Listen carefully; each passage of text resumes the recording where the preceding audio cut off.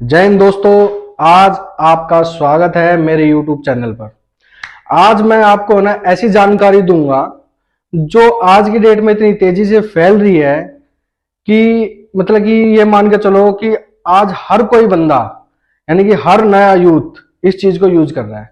Social networking के बारे में आपने बहुत ज्यादा ही सुना है, मगर आपने एक चीज और सुनी होगी, ऑनलाइन परचेजिंग और ऑनलाइन सेलिंग, जिसको हम बोलते हैं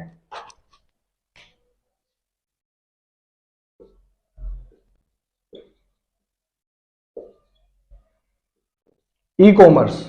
ई कॉमर्स का यार सिंपल सा फंडा मैं आपको समझाना चाहूंगा, ज्यादा डीपली जाने की कोशिश नहीं करूंगा क्योंकि आसान भाषा में इसको क्या बोलेंगे।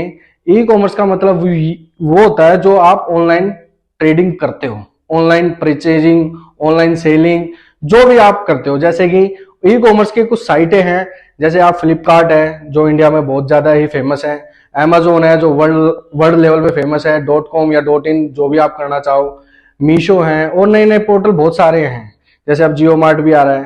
तो इस पे जो हम काम करते हैं उसको हम ई कॉमर्स बिजनेस बोलते हैं। अब इसमें हम बात करते हैं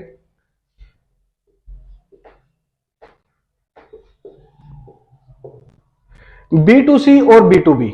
ये दो बिजनेस होते हैं। B2C और B2B में क्या फर्क होता है? देखो, B2C का मतलब ये होता है कि आप कस्टमर को सिर्फ जानते हो नाम से, मगर आप उसको डायरेक्ट कोई भी चीज सेल नहीं कर सकते, क्योंकि आपकी एक चैन बनी हुई है। या तो आप इसको फ्लिपकार्ट के थ्रू बेचते हैं, या Amazon के थ्रू बेचते हैं, या मीशो वगैरह के थ्रू आप इसको बेचते हैं। और B2B जो हमें पोर्टल देता है सिर्फ Amazon, या मैं आपको बोलूं ट्रेड इंडिया,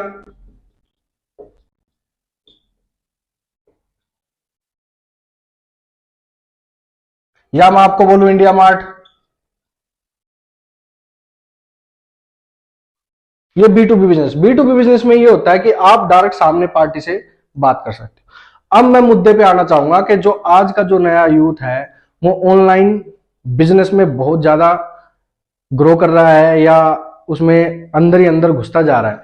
मगर ऑनलाइन को समझने के लिए हमें क्या करना पड़ेगा? देखो, सबकी अपनी अपनी अलग पॉलिसी होती है। जैसे फ्लिपकार्ट पे काम करोगे आप, अकॉर्डिंगली प्रोडक्ट के उसकी अपनी अलग कमीशन होगी, Amazon की अपनी अलग कमीशन होगी, मीशो की अपनी अलग कमीशन होगी। अगर मैं बात करूं एक डीपली लेवल की, तो फ्लिपकार्ट पे आज की डेट में हमारे 2.5 करोड़ सेलर हैं इंडिया के अंदर। अब उस पे आप ग्रो कैसे करना है, या आपको इसमें कैसे काम करना होगा, समझने का पैटर्न आपको शुरू से आना चाहिए। नहीं तो आप आज की डेट में, अगर मेरी इस वीडियो को किसी ने नहीं देखा है ना, तो अब आपको देखने की जरूरत है, क्योंकि इन फ्यूचर कुछ ना कुछ चेंजिंग आती रहती है। पिछले कई सालों से मैं ई कॉमर्स काम में घुसा हुआ हूं, 6-7 साल से मैं इस काम में हूं, और मैंने कम से कम बहुत सारी चेंजिंग इसमें देखी है। 2% 3% मतलब मार्केट प्लेस फीस को देखते देखते मैंने 30% तक की कमीशन फ्लिपकार्ट ने हमारे ऊपर लगाई हुई है। Amazon का अपना अलग है, यहाँ पे भी 4 से 5% का कमीशन शुरू हो जाता है, और ये हाईली 35% तक जाता है, मगर प्रोडक्ट के अनुसार है ये सब चीजें। अब मैं मुद्दे पे बात आता हूं कि कमीशन, आजकल का जो यूथ है, आजकल की जो जनरेशन है, वो सिर्फ बिजनेस को दौड़ाने की सोचते हैं। किसी भी चीज को आप ज्यादा दौड़ाओगे ना, तो एक ना एक दिन वो थक के रुक जाएगी। उसको स्लो स्लो स्लो आपको चलाना पड़ेगा। एक कहानी सुनी होगी ना कछुए की और खरगोश की, कि धीरे धीरे चलता है ना तो पार हो जाता है, और भागता है तो भैया रुक जाता है। वो वाला काम है, सीधा सा फंडा है। अब मैं आपको जानकारी दूंगा फ्लिपकार्ट की, क्योंकि फ्लिपकार्ट के जो सेलर है ना, दिन पे दिन प्रतिदिन बढ़ते जा रहे हैं, मगर इसको समझने की कोशिश नहीं कर रहे हैं।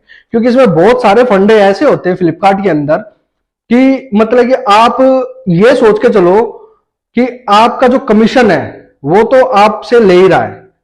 आपके जो रिटर्न्स जो होती हैं, उसमें दो तरीके की कस्टमर रिटर्न होती है, कस्टमर रिटर्न होती है, कोरियर रिटर्न होती है, दो तरीके की रिटर्न होती है। अब कस्टमर रिटर्न पे भी उसने चार्जेस लगाए हुए हैं, और उस पर आप क्लेम भी लेते हैं या नहीं लेते हैं। मैं एक छोटा सा एग्जांपल ले रहा हूं, मैं अभी आपको मुद्दे पे आया नहीं हूं, क्योंकि मैं इसका आपको समझाऊंगा, सिस्टमली आपको समझाऊंगा। अभी मेरा जो भी कंसर्न है वो समझाने का पर्पज है कि आपने कोई भी चीज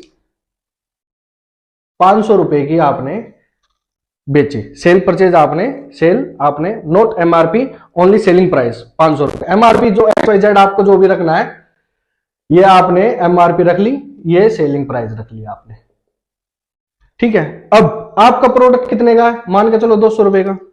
अब आपके ऊपर इसने कमीशन चार्ज और शिपिंग चार्ज जो भी है एक्स्ट्रा, आपके डायमेंशन के अनुसार या आपके प्रोडक्ट के वेट के अनुसार इसने डायमेंशन जो भी है लगा दिया। आपकी सेटलमेंट वैल्यू आ रही है आपकी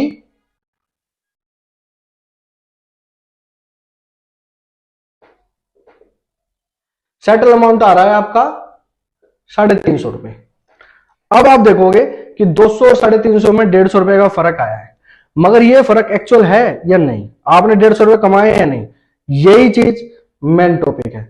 आप कुछ समय तक आप बेचते चले जाओगे, बेचते चले जाओगे, आप ये सोचोगे कि मैं 150 रुपए कमा रहा हूं और 100 ऑर्डर मेरे हैं तो मैं 15,000 रुपए पर डे कमा रहा हूं। इसमें रिटर्न भी आएगी, इसमें कस्टमर रिटर्न भी आएगी, इसमें माल टूट के भी आएगा, आपकी पैकिंग डैमेज भी होगी। आप उन चीजों का हिसाब बिल्कुल नहीं लगाते। जो भी चीज सेटलमेंट में आती है, याद रखना, जो भी सेटलमेंट में आती है वो एक्चुअल नहीं होता। इसमें रिटर्न भी आएगी, इसमें कस्टमर रिटर्न भी आएगी, इसमें माल टूट के भी आएगा, आपकी पैकिंग डैमेज भी होगी। आप उन चीजों का हिसाब बिल्कुल नहीं लगाते। जो भी चीज सेटलमेंट में आती है, याद रखना, जो भी सेटलमेंट में आती है वो एक्चुअल नहीं होती है। छोटा सा एक आपको एक टॉपिक और जोड़ूंगा मैं। अभी टीसीएस और टीडीएस दो चीजें होती है, टीसीएस और टीडीएस।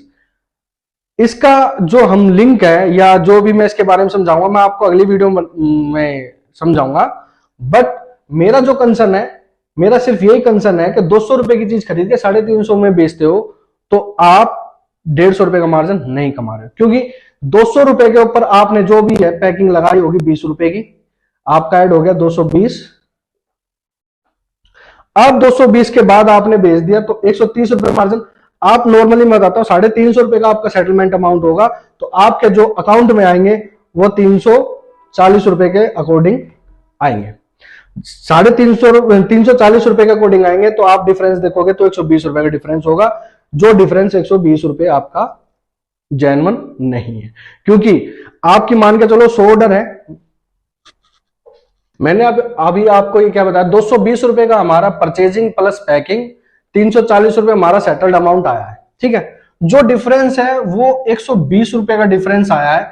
जो सेलर ये सोचता है कि वो प्रॉफिट है, मैं आपको अपनी पहली वीडियो में ही है ना वो जानकारी देना चाह रहा हूं जो बिल्कुल जेन्युइन है। मैं आपको ये नहीं बताना चाह रहा हूं कि ई कॉमर्स काम कैसे स्टार्ट करना चाहिए, कैसे नहीं, सभी को पता है कैसे करना है, कैसे नहीं करना होता। अगर आपको नहीं पता तो मैं इसके लिए एक वीडियो और तैयार कर दूंगा। बट मैं जो अपने पॉइंट पे आता हूं, ये हमने 120 रुपए का जो प्रॉफिट समझा है ना, ये आप मान के चलना कि हमने यहां पर 100 पीस इंटू 220, 22,000 रुपए का हमने माल बेचा एक दिन में, ठीक है। और हमारे पास वापसी आ गए 30 पीस। 30 पीस में से हमारे रिटर्न्स अब 30 पीस में से हमारे 10 पीस आ गए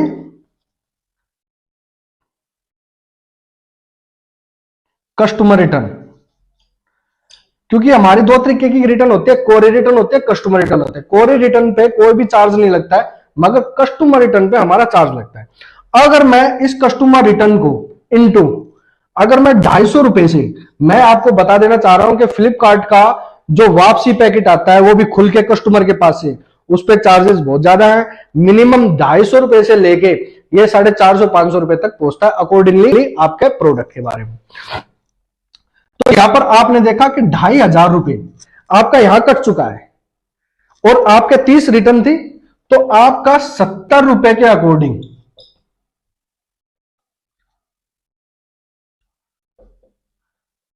आपने ये लागत लगाई, क्योंकि 70 आपके पीसेस ऑलरेडी गए हैं और बाकी 30 पीसेस आपके रिटर्न्स में है, जिसमें से आपके 10 पीस वापसी कस्टमर रिटर्न है, 20 पीस आपकी कस्टमर रिटर्न है। अब कस्टमर रिटर्न का आपका ज्यादा कस्टमर रिटर्न का आपका 2,500 रुपए यहां पर कट चुका है, प्लस इसमें से आपके 10 पीस में से कितनी पैकिंग सही है, कितनी पैकिंग खराब है, ये आपकी पैकिंग के ऊपर निर्भर करता है, ठीक है। 2500 आपका इसमें बिल्कुल खड़ा नुकसान है। आपने कमाया कितना, 120 रुपए। अब मैं 70 रुपए को 120 रुपए से डिवाइड करूंगा,